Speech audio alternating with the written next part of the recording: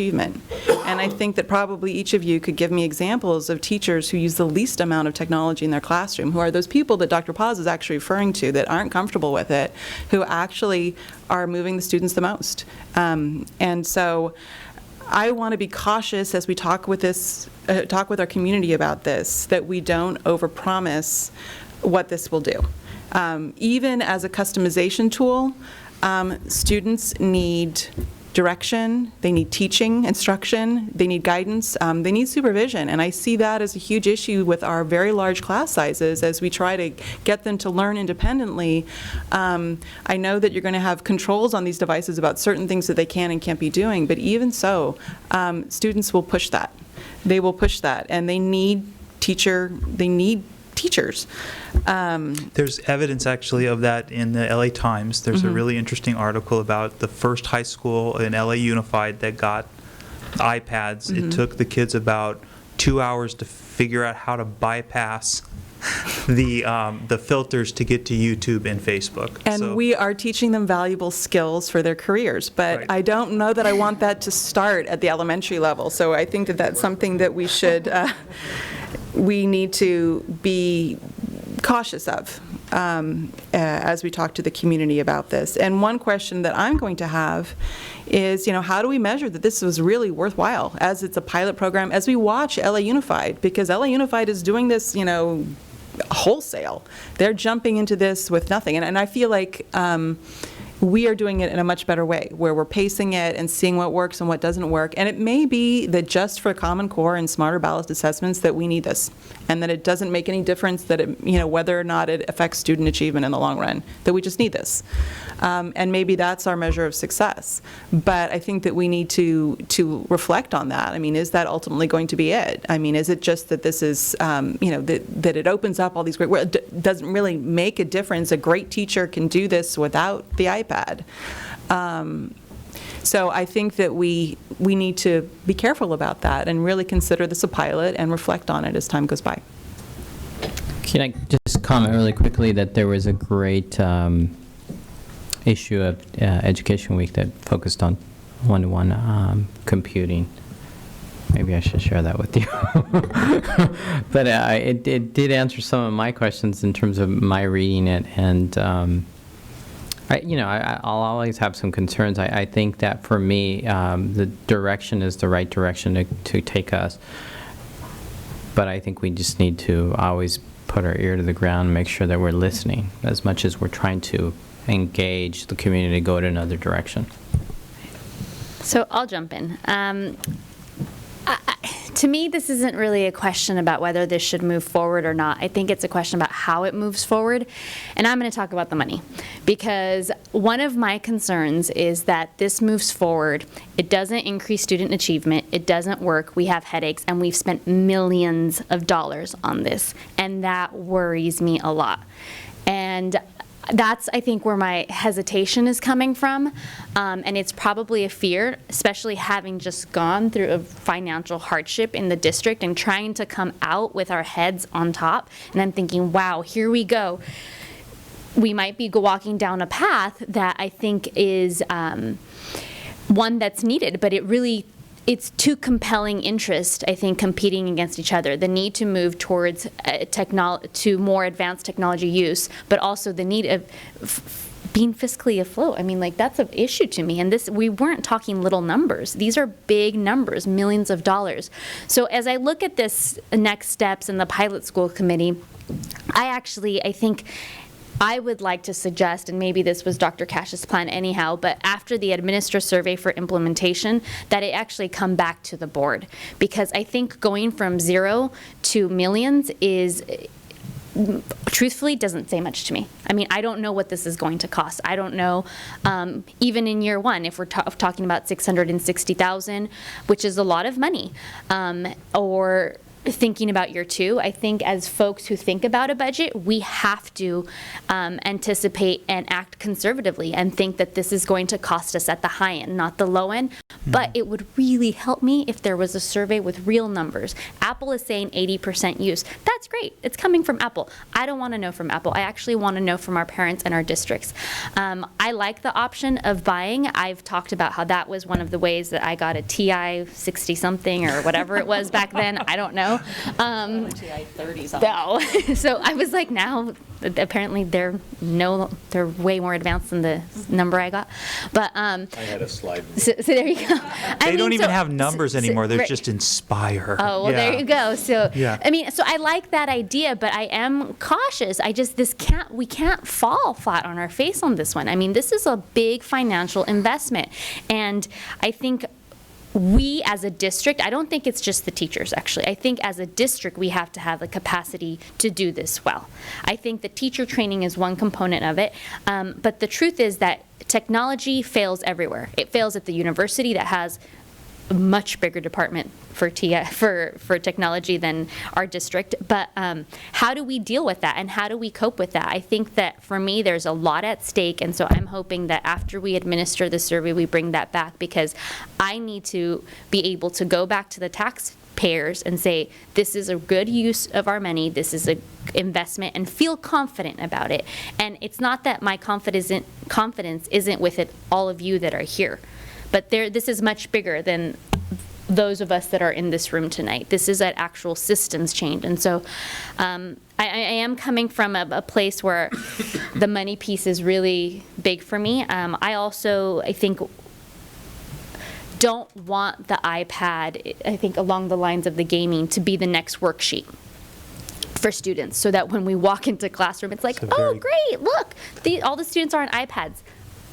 They're not really learning, and they're not engaged. And so how do we think about that, and how do we make sure that we give our teachers and everybody the capacity to make sure it doesn't become the next thing? I mean, I have students at the university level who have iPads, and sometimes, there's all these fancy devices on ways that they can, like, especially when it comes to March Madness, click and it will look like they're doing an Excel sheet, and they are not. I mean, there's all these fancy tools, and I'm telling you, the students are the first to, like, yeah, look, you just hit this button, and you go from, like, watching basketball games to pretending that you're working.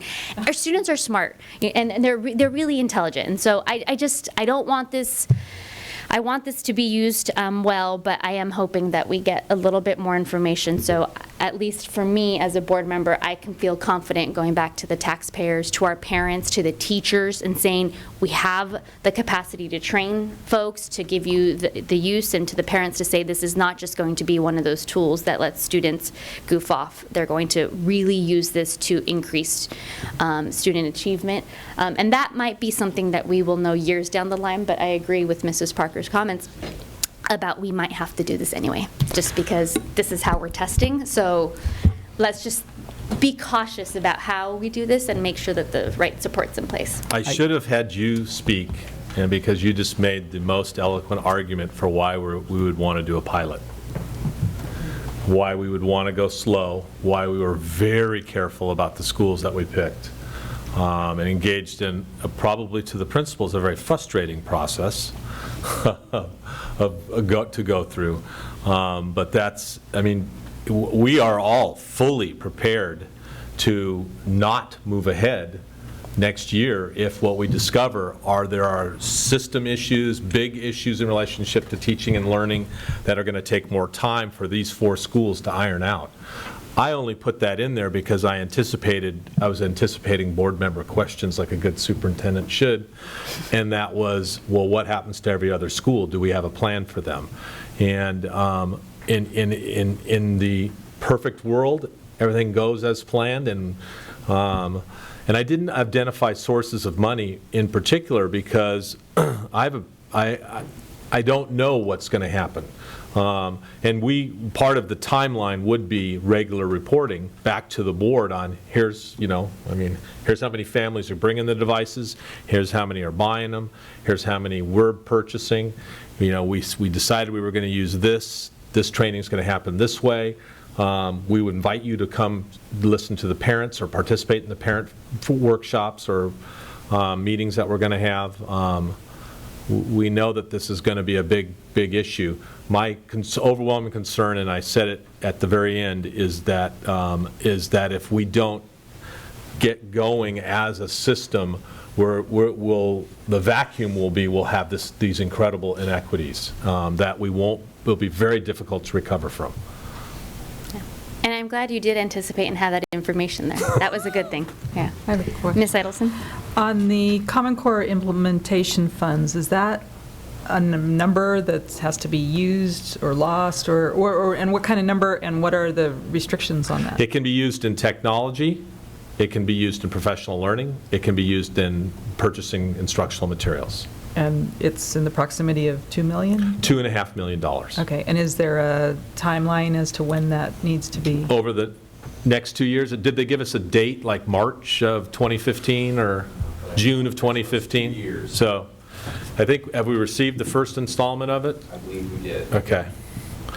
And there is a huge, kind of underscoring all of this is a large recognition by superintendents throughout the state. In fact, I'm going to be at the CDE next week having a conversation with them about the infrastructure issues that we're in great shape, but a lot of districts aren't throughout the state as far as being able to manage the implementation of the Common Core, and that these funds can't just be for the next 2 years. They're going to need to be ongoing, in particular just to support the technology that's going to be required. And there's a lot of people that understand that and are interested in seeing that move forward. Another piece that I will add is just information as far as how this is going to be rolled out with our English language learner communities and special education communities. I mean, that's another. There'll be parents. We'll meet with the parents and the kids, just like we'll meet with all parents and kids. And Todd has already contacted Sal Guarena and is going to be part of the Padres Unidos group, right? Yeah. Yeah. Well, I'm thinking students too. Like, do students do Read 180 on an iPad now? I don't know. I mean, I'm just curious, like how it's going to work. It's a good question. Yeah, I don't know. At some point, my belief is, because of the nature of the device, that there'll be a lot more things happening on it than there currently are. Like, And I didn't know. that could be a good thing. Mr. Herron, can I talk into my iPad too? Will you show me that after the meeting? There's a little Okay. button there, yeah. Okay. Can I just read something really quickly? This is the beginning of my dissertation. All right. Teachers need only open the closet door to find stacks of obsolete and unused teaching gizmos, film strips, instructional television systems, Apple II computers, and any number of educational videotapes. Each promised a revolution in the classroom, none delivered.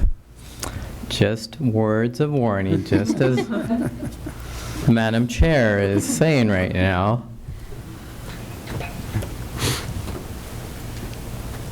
I also would like to see a summary of the surveys, so we have some feel for Oh, absolutely. what that Oh, is. yeah. Count on that. And are we giving this group of students down here an advantage on the testing for the Common Core because? No, because all- one of the things that the principals, Dr. Dradi and Mr. Handel are requesting of the principals is what is their plan, as I shared earlier, to ensure that every kid works on the technology that they'll be assessed on. And it's really unclear what's going to happen this spring. I mean, we don't know yet if we will even be able to, if Santa Barbara will be invited to engage in the pilot project for Smarter Balance, or whether we'll be required because it will be the state test, or whether we'll still have the CSTs and we might be able to voluntarily participate in the pilot. That's the high noon face-off between the United States Department of Education and our governor right now. Theoretically, will these students be able to use their iPad for that testing? Oh, yes, absolutely. So they Yes. won't have to use one on campus, they can use the one we give them? Correct. Or they buy? Right, Yeah. yep. All right. So I think that's it. Thank you all for staying late and giving us a lot of information and listening to our comments and questions and feedback. And I know that with these 4 principals, a lot of great things are already happening in their schools. I mean, man, so I'm looking forward to working with them. It'll be great. Thank you. Thank you. So this brings us to the end of our agenda. Mr. Bus is ready to go. Do we have, we don't have any consent agendas to come back to. Do we have any future agenda items that the board would like to see? I do note that October looks like it's going to be a busy month, so as far as agenda items, but any items that you'd like to see come back to the board or come to the board? All right, so hearing none. Yes, Dr. Buss. We had, I don't know, I believe all the board members received an email from a parent asking for more information about the new schedule and related to teacher in-service days. So that may be an item that we want to come back and discuss or have an update about. That would be good. I'll send you some information about it this week. Thank you, Dr. Cash. All right, so with that, we will go ahead and adjourn our meeting. Thank you. Thank you.